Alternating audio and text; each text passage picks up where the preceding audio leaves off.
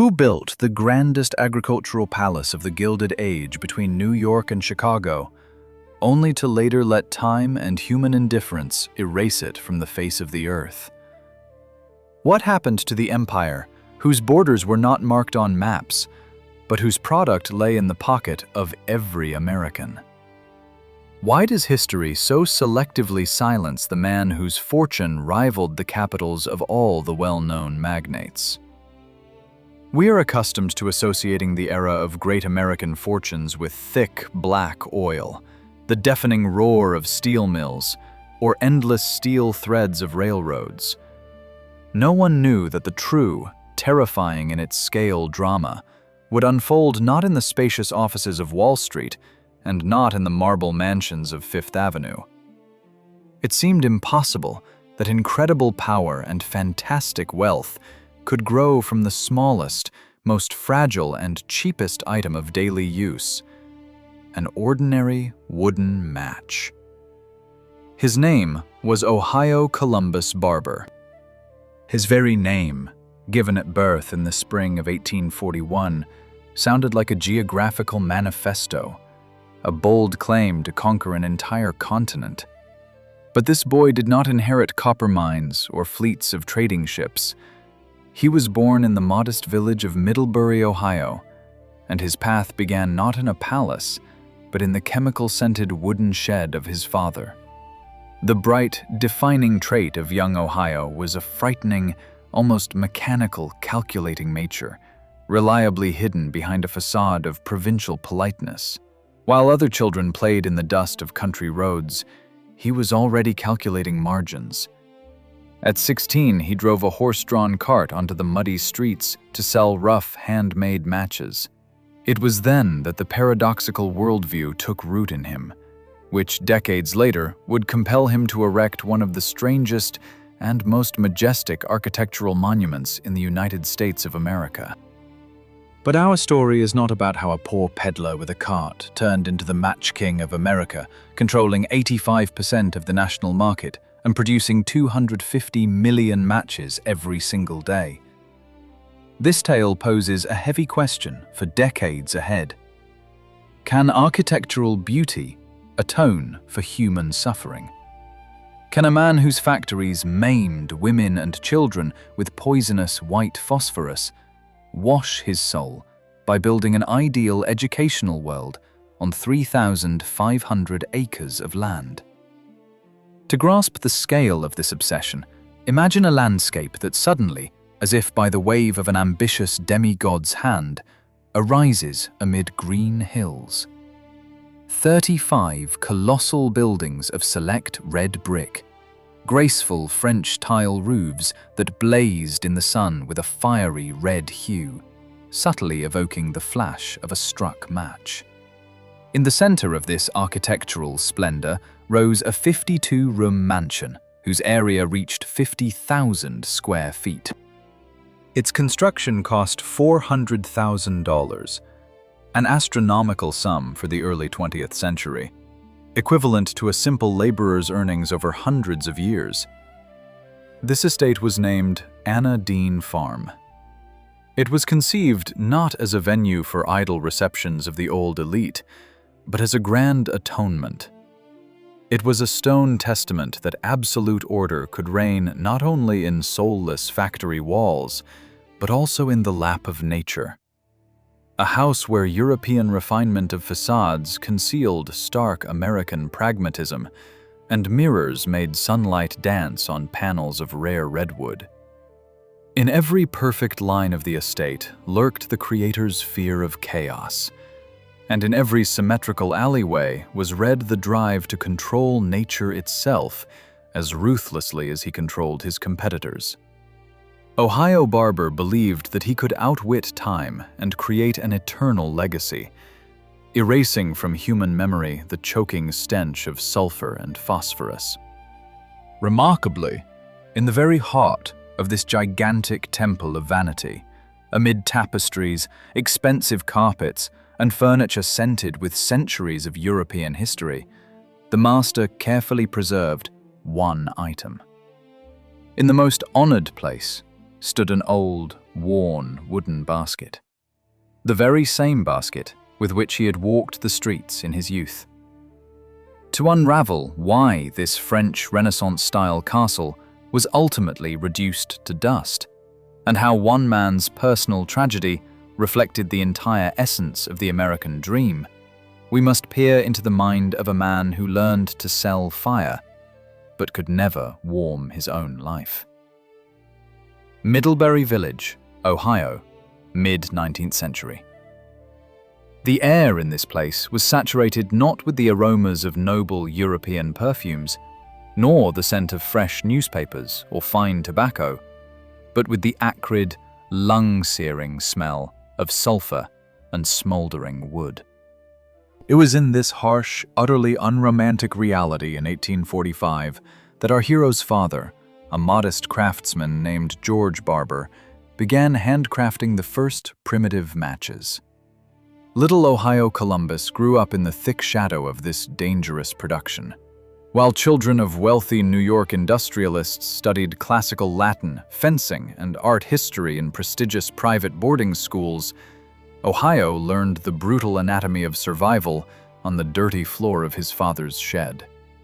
At 15, he was already fully standing at the workbench, and at 16, he was rattling on a creaky, horse-drawn cart over countless ruts of country roads, offering bundles of homemade matches to suspicious farmers and stingy shopkeepers. This is not just a sentimental page from the early biography of a great magnate. This is the most solid foundation of his frighteningly cold worldview. Ohio saw what the refined heirs of old fortunes categorically refused to notice. Aristocrats of the East Coast of the United States of America built their greatness on colossal infrastructure projects, laying transcontinental railroads, drilling oil wells, and building giant ocean liners. But the young peddler from the cart understood the fundamental weakness of monumental business. A railroad is built once every several decades. A steamship serves half a century. But a small wooden match flares up, burns out, and irreversibly turns into a handful of gray ash in a few seconds. People needed fire every day, every minute, in every home. Barber realized the brilliant and incredibly ruthless truth. True, unlimited power lies not in selling exclusive luxury to the elite, but in absolute monopolistic control over cheap, disposable necessity for all. Wealth is measured not by millions of dollars received at once, but by billions of tiny pennies that the poor give daily, without even thinking about these expenditures. At 21, in 1862, ambitious Ohio took full control of his father's business into his own hands, and it was here that his first grand life strategy fully manifested itself. He did not rely on blind entrepreneurial luck or simply increase the number of working hours of his laborers. He applied a cold, mathematically precise mind to the utterly chaotic market. Instead of engaging in exhausting price wars, burning his own profits for momentary triumph, Barber decided to completely rewrite the rules of the game themselves. He understood that free competition is a destructive disease of any industry, and total monopoly is its only effective cure. He began methodically, ruthlessly, and step by step to absorb his less far-sighted competitors. He bought up the most important patents for automatic production lines, invested colossal funds in deep mechanization, depriving opponents of any chance of survival, and coldly ruined those who dared to refuse offers to sell their enterprises. The apex of this calculating obsession came in 1881, when he organized an unprecedented merger of 11 largest match companies into a gigantic, invincible corporation called Diamond Match Company. This uncompromising step instantly turned the upstart from the deep provinces into the absolute lord of the industry, rigidly controlling more than 85% of the entire national market. 250 million matches were produced at his non-stop factories every single day. But along with this boundless financial power came a fierce social conflict into his life. The East Coast elite sincerely and deeply despised him. To them, he always remained just a dirty peddler from the cart, a man whose hands were forever stained with poisonous chemicals. Old money did not forgive him either his humble rural origins or his frighteningly rapid enrichment. He was an eternal outsider in elite gentlemen's clubs, an uninvited guest in luxurious drawing rooms where pedigrees were valued much higher than bank accounts, and a man whose grand successes evoked rather disgusting envy than sincere admiration. But Barber did not seek their warm approval at all. He sought to surpass them, buy their world, and manage it more efficiently. His global ambitions were inextricably linked with the deep and dark ambiguity of his character.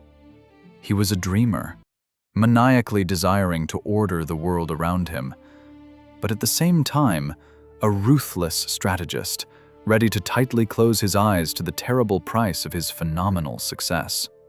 His giant factories brought colossal profits, but in their stuffy workshops, a quiet, unnoticed by the press, human tragedy played out daily. Producing quality matches in those harsh years required the use of white phosphorus, a highly toxic chemical substance. Workers, among whom were mostly powerless, poor women and small children, were forced to inhale poisonous fumes for 14 hours a day for meager pay. Many of them contracted phosphorus necrosis of the jaw, a horrific, disfiguring, and invariably agonizing disease that literally dissolved the facial bones. Barber, a man of phenomenal attention to detail and total control, physically could not have been unaware of these sufferings within the walls of his own enterprises. But he consciously continued to build his empire on the undermined health of those very simple people from whose milieu he himself had once emerged. In his impeccable accounting books, dry numbers always triumphed over human conscience. He seemed to throw a cynical challenge at society itself. If this modern world demands continuous fire, someone must take responsibility and soil their hands with human blood. But the main paradox of the human psyche lies in the fact that, having reached the absolute peak of industrial might, conquered the national market, and accumulated an astronomical fortune, Barber suddenly felt a chilling inner emptiness. The world he had conquered, consisting of endless brick chimneys, clanging steel mechanisms, and thick black clouds, was soulless and toxic. Machines worked flawlessly, capitals multiplied at the speed of light, but behind all this industrial triumph inevitably lurked destruction. It was at this critical moment, surveying the endless expanses poisoned by factory smoke, that the great pragmatist made a completely unexpected, mind-flipping discovery. He realized that creating mechanisms brings only money, but never grants immortality. True, divine power lies not in the ability to multiply fire, which destroys, but in the ability to subdue nature itself, forcing it to bloom flawlessly at his personal command. To cleanse his name of the ingrained smell of phosphorus, he needed to become the creator of new life. February 3rd, 1896, became that very day when the dirty, toxic chemical-reeking world of the Match King collided head-on with the impeccably clean, sterile American elite. In the luxurious halls of the new hotel in Barberton, the city that Ohio Columbus Barber himself built and named in his honor, took place the magnificent wedding of his only surviving daughter, Anna Laura. But the key mystery and main turning point of this story is the identity of the groom. It was not the son of an influential steel magnate or the heir to an old banking empire who could simply mechanically double the family's capitals. The girl's chosen one was Dr. Arthur Dean Bevan. He was an outstanding surgeon, a brilliant scientist from Chicago, a man who would later hold the prestigious position of president of the American Medical Association, and even become the personal physician to President Theodore Roosevelt. This strategic marriage became the first truly major, game-changing hook in our story. It was far from just a romantic event of two loving hearts, but a genius, meticulously calculated merger of two absolutely polar worlds. On one side stood the new, incredibly aggressive American money, earned on the sweat and blood of the poor, on phosphorus poisonings and ruthless destruction of any competitors. On the other side rose the country's highest intellectual and professional aristocracy, the bright world of saving human lives, high academic achievements, and impeccable reputation. The rough, calloused hands of the ruthless industrialist seemed forever cleansed through this unique union, gaining legitimate access to those upper strata of society where entry from the street for people with new money was locked behind 7 seals. Barber's social status transformed in an instant. If before the old East Coast elite wrinkled their noses in disgust at the mere mention of his name, calling him a dirty upstart, now he officially became the father-in-law of one of the most respected and brilliant medical minds in the United States of America. The doors of closed gentlemen's clubs began to open slowly but surely before him. But Ohio Barber was not one of those people ready to humbly stand in the shadow of someone else's glory and thank for the favor granted. He did not want simply to enter their refined world. He wanted to make that world fall silent in awestruck horror and admiration. He realized that this social triumph required monumental physical consolidation. He needed a monument that would visually unite his endless financial resources with the new, enlightened, scientific aura of his daughter's family. And he made the decision to create something absolutely unprecedented, naming this incredible project in honor of the newlyweds, Anna Dean Farm. Starting in 1905, Barber began large-scale land acquisition, ultimately assembling a colossal territory of 3,500 acres. But using the word farm itself for what ultimately arose there is the greatest historical irony of the Gilded Age. Imagine an incredible picture. Right in the middle of the usual prosaic Ohio fields and simple wooden barns, something suddenly begins to grow more resembling the Royal Versailles. Barber decided in practice to prove that the strict, scientific, surgically precise, and analytical approach of his new son-in-law could be successfully applied to the most chaotic nature. He wanted to completely rebuild agriculture, turning it from heavy, dirty peasant labor into a sparkling, ideal industry. The old here met the new in the most radical and shocking contrast. Outwardly, these were palaces stunning the imagination. Barber erected 35 giant buildings from select red brick and white stone in a luxurious, excessive French Renaissance style. Classical European architecture, elegant, precise lines of huge facades, perfect symmetry, reminiscent of ancient residences of powerful French monarchs. All this was meant to inspire awe and demonstrate the absolute social superiority of the outsider over the old elite. Tradition met relentless progress, literally at every step. Magnificent roofs were covered with expensive red French tile, but right under these historical, romantic vaults hid the most innovative, unprecedented engineering technologies.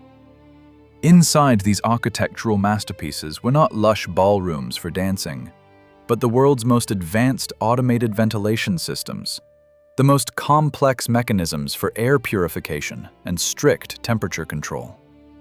Barber built real palaces for cows, horses, and pigs, equipping them with expensive equipment, better than many city hospitals of that harsh time were equipped. Every brick laid into the thick walls of these colossal structures symbolized his desperate desire to wash away the grim factory past. Workers erected massive towers whose spires proudly pierced the gray Ohio sky, as if declaring that henceforth immutable laws of human reason and science reigned here, not blind whims of nature. The smell of fresh concrete and clean, expensive wood began gradually to displace from Barber's lungs the phantom, suffocating aroma of production phosphorus. Anodyne Farm became the grand physical embodiment of his new philosophical worldview. If the first half of his life he destroyed people's health for the sake of creating fire, then now he erected giant temples of flawless fertility. This stunning architectural project became a psychological bridge between the dark, cruel past of Barber and the bright, respectable future that was embodied by the brilliant marriage of his daughter. Through the merger of these two incompatible worlds, the great schemer prepared to erect the main, most astonishing building of his life, the Central Mansion. The house that was to become not just a shelter from bad weather, but a true stone map of his own incredibly complex, wounded, and commanding soul. To fully grasp the scale of the ambitions of Ohio Columbus Barber, we must mentally climb to the highest hill of his boundless possessions. Right here, towering over the giant, high-tech farm buildings, from March 1909 to October 1910, was born the main object of his empire. Newspapers of New York and Chicago choked with delight, calling this structure the most luxurious residence in the entire Midwest. Erecting the palace cost a fantastic $400,000, a sum for which hundreds of factory workers would have had to labor without sleep and rest for an eternity. 50,000 square feet of area, 52 huge rooms, 4 floors of splendor. But these astronomical figures were just the outer facade. The real story hid inside, where every laid stone, every wooden panel served as a precise psychological portrait of its creator. Unlike the gloomy, intimidating with their ponderousness Victorian mansions of the old elite, Barber ordered the construction of a palace of absolute light. He consciously positioned the elongated building from north to south so that the sun penetrated unhindered through the giant windows from early dawn to very sunset. A man whose youth passed in dark, sulfur-reeking sheds now desperately needed dazzling radiance, as if physically trying to burn out with light his past sins and the shadows of workers harmed at his factories. The first impression upon entering through the massive doors stunned with its contrast. The harsh, windy nature of the state of Ohio instantly gave way to primordial and simultaneously aristocratic luxury. Guests stepped over the threshold onto the skin of a real Bengal tiger and found themselves in the Grand Hall, where the air was thick with centuries of European history. The walls were finished with the rarest Circassian walnut and select oak, and massive fireplaces, in which a whole tree could easily burn, gleamed with Sienese marble. That very marble from Italian quarries, which the great Michelangelo used for the restoration of the Vatican.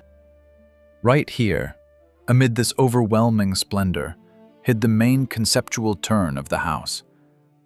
It was designed not as a cozy family nest, but as a flawless, theatrical stage. Moving from room to room, we as if glide through different levels of consciousness of the owner. The largest space on the first floor was the living room combined with the library. Under an intricate ceiling completely covered with real gold leaf, along the walls stretched glass cabinets with books. This was a manifesto of intellect. Mirrors that made light dance on the spines of expensive folios, creating absolute illusion of enlightenment. Nearby was the formal dining room, furnished with exclusive furniture which the industrialist personally acquired at the famous World's Fair in St. Louis in 1904. But if the grand halls, where the host received governors and senators, loudly proclaimed social triumph, then the more intimate spaces revealed his hidden need for miracle. The breakfast room was adorned with an incredible marble fountain in which live goldfish swam carefree. The windows in this room were magnificent stained glass windows depicting sunrise, zenith, and sunset. Barber, accustomed to rigidly controlling entire markets, here, through these glasses, tried to subdue time itself. Through all 4 floors of the palace glided noiselessly an innovative mechanical elevator with a glass dome. Rising on it to the 2nd level, visitors entered the Holy of Holies. Here was located the gigantic personal bedroom of the Match King and his wife's rooms. But the most poignant, most telling architectural decision of this entire monumental structure was the luxurious sunlit guest suite, specially designed for his only daughter Anna and her husband, Dr. Bevan. In this space, the smallest details were thought out. The best European furniture was purchased, and the most expensive French silks. This was the physical embodiment of that very marriage of 2 worlds for which this entire architectural symphony was undertaken. The tragedy lay in the fact that this magnificent suite almost always stood absolutely empty. The daughter and her brilliant spouse preferred to live their own independent life in Chicago, only occasionally paying short, formal visits to the father's country empire. Ohio Barber was left alone. He slowly wandered through his 52 rooms, listening to how the echo of his lonely steps boomed off the teak parquet floors in the ballroom. He spent millions to build the perfect golden cage for the future of his dynasty, but in the end, discovered that he had locked only himself inside it. 52 magnificent rooms of the huge mansion were filled with the most expensive antiques that money could buy. But the main acoustic feature of this palace became the deafening, unbearable silence. Ohio Columbus Barber erected his monumental masterpiece for one single purpose: to create an eternal family dynasty. However, right here, at the peak of his architectural and financial triumph, he confronted the cruelest personal tragedy, which could not be resolved by hostile takeover of competitors or acquisition of new assets. The external grandeur of his estate concealed a deep inner emptiness, the roots of which traced back to a grim past. History is silent on how often at night, wandering through the endless dark corridors of his empty castle, the great industrialist recalled his first wife, Laura, who died in 1894, never beholding her husband's greatest triumph. Even more horrific was the memory of the children he lost in infancy. Of all his heirs, only one daughter survived, Anna. And it was she, that very Anna, in honor of whom this incredible agricultural empire was named, who became the catalyst of his deepest moral crisis. Anna Laura Barber, now the respected Mrs. Bevan, made her choice. As the wife of an outstanding Chicago surgeon, she preferred the refined, intellectually rich life of the big city to the golden cage that her father built for her amid the Ohio fields. She gently but firmly rejected this grand gift. The luxurious guest suite, finished with the finest French silks, remained empty. Her rare, polite visits only emphasized the distance between them. The daughter refused to accept the crown of the empire built on a toxic foundation. For Barber, this became a terrifying revelation. He could buy thousands of acres of land, could order rivers to change their course, but he proved utterly powerless before the free will of his own child. It was at this moment of loneliness, when the illusion of family immortality collapsed, that a grand ethical conflict of national scale crashed down on the Match King, which made all of America shudder.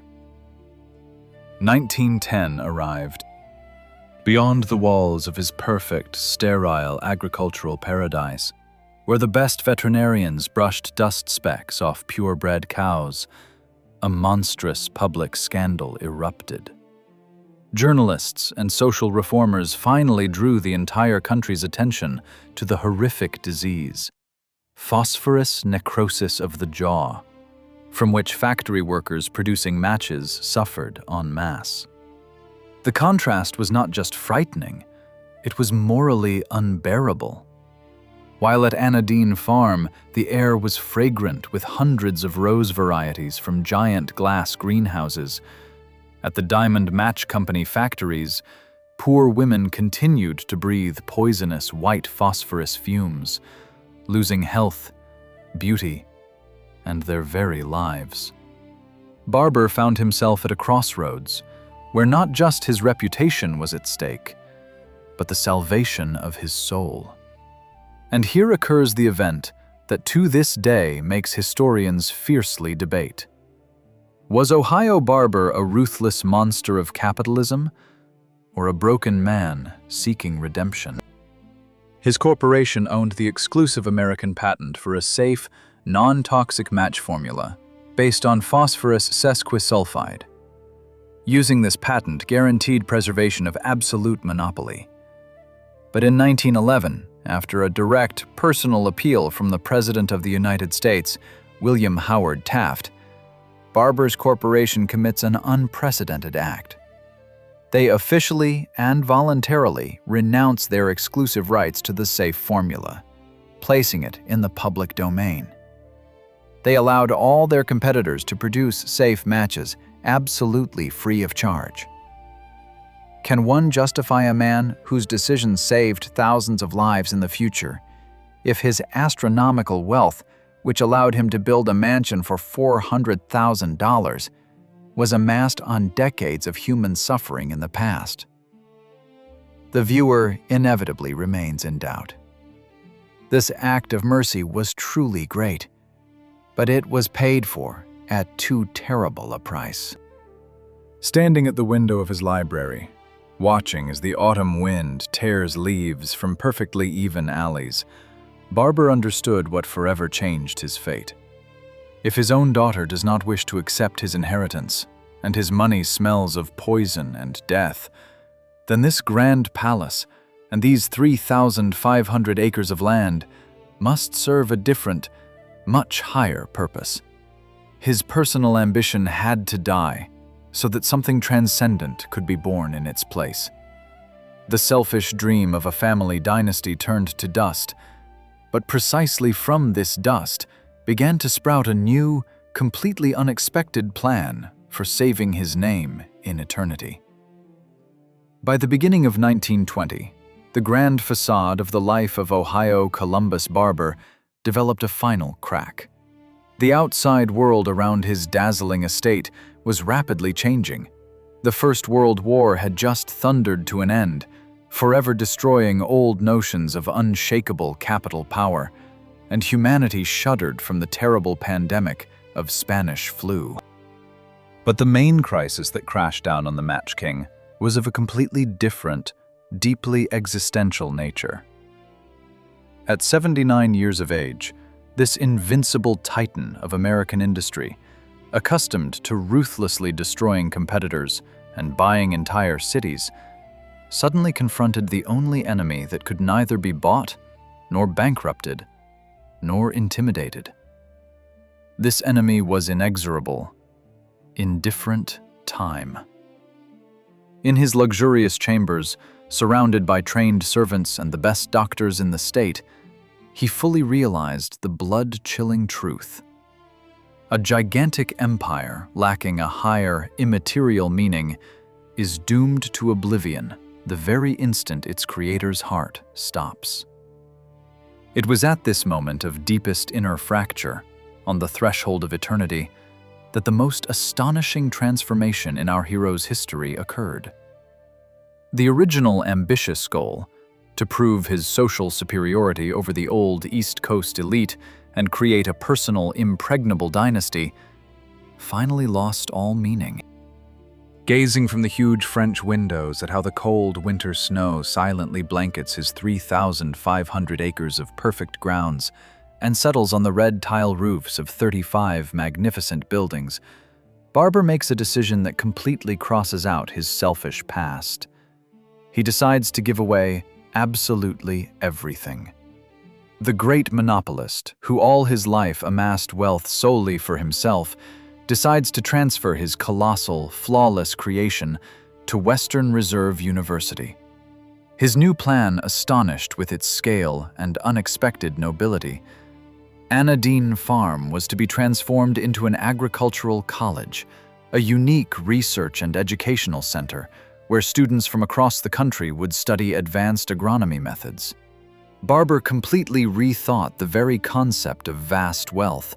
From blind, possessive ownership, he shifted to the idea of careful stewardship, from personal vanity to large-scale public service. He passionately wanted his ideal cow barns to become scientific laboratories, and the luxurious, quiet halls of the palace to be filled with the lively voices of young scholars. He dreamed of leaving behind not a toxic, deadly cloud of phosphorus smoke, but an enlightened, healthy nation, capable of feeding itself through pure reason and science. He even prepared a huge financial fund to support the future university's operations, so that education for students would be affordable. In light of this grand decision, his daughter Anna's independent act suddenly acquires a completely different, deeply philosophical meaning. If before her categorical refusal to live in the golden palace built for her seemed to Barber a cruel betrayal, now her actions appeared in crystal-clear, redemptive light. Anna became the unconscious catalyst of his spiritual rebirth. By refusing the perfect cage, rejecting the colossal inheritance smelling of ruthless monopoly and others' sufferings, she forever shattered his narrow family egoism. Precisely thanks to her decisive departure, the ringing emptiness of the guest suite turned into a space for the birth of a great educational dream. Her refusal forced the commanding father to look far beyond his own blood and see the pressing needs of all American society. But fate, as if in cruel mockery of the man accustomed to mathematically controlling the smallest details of his empire, prepared a brutal, inexorable finale. In late January 1920, Barber fell ill with the severest flu, which, against the background of his advanced age, rapidly progressed to a fatal complication. In the huge house, where every bronze door handle cost a fortune, hung an oppressive atmosphere of panic and human impotence. The usual smell of expensive cigars and freshly cut roses was replaced by the acrid, alarming smell of strong medications. In haste, the best corporate lawyers were summoned to finally prepare the complex papers and legally secure the transfer of the estate and huge fund to the university. At stake were millions of dollars and the fate of the grand national legacy. Barber tossed in fever, listening to how in the deafening silence of the grand hall, the inexorable ticking of huge grandfather clocks measured the last grains of his life. Every second distanced him from completing the main deed. He lacked just a few days. On February 4th, 1920, Ohio Columbus Barber passed away. In his perfect, winter light-flooded bedroom, surrounded by masterpieces of world art, the great strategist lost his most important game. The legal documents, will, and trust funds that were to forever transform his private paradise into an immortal public college remained unfinished due to red tape and formalities. The match flared for the last time and burned out, leaving behind only a thin wisp of gray smoke and a frightening, unresolved question of what would now become of the most beautiful palace of the Gilded Age. The death of Ohio Columbus Barber became not just the end of one human life. It launched an inexorable mechanism of destruction of the greatest architectural dream of the Gilded Age. When the executors opened the safes and studied the last documents, cruel disappointment awaited them.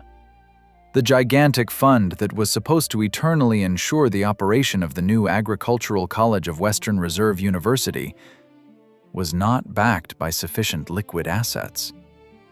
Most assets were frozen in corporation shares or burdened with complex debts, and the will itself remained unfinished. Without these colossal funds, the academic leadership looked with horror at the astronomical costs of maintaining the 52 rooms of the main palace and 35 huge brick buildings. The gift, meant to atone for the monopolist's sins and save the nation, was politely but firmly rejected. What happened next resembles the slow, agonizing fading of a flame that once brightly flared. The perfect, measured to the millimeter empire was ruthlessly dismembered and sold off in pieces. The aristocratic French Renaissance could not survive the head-on collision with the harsh American pragmatism of the 20th century. Luxurious, high-tech cow barns were converted into cheap warehouses. Ideal symmetrical alleys quickly overgrew with weeds, and Venetian mirrors that once reflected golden ceilings became covered with thick, gray dust of oblivion.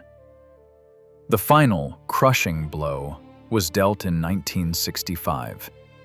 To the walls of the palace, which newspapers proudly called the finest mansion between New York and Chicago, heavy construction equipment was brought. In just a few short days, heartless steel wrecking balls turned Sienese marble, the rarest Circassian walnut, and red French tile into an anonymous heap of construction debris. The palace, costing $400,000, ceased to exist, erased from the face of the earth as easily as wind erases the ash from a burned wooden match. Today, as we stand at the beginning of the 21st century, this forgotten story acquires terrifyingly poignant relevance. We live in an era of new global monopolies.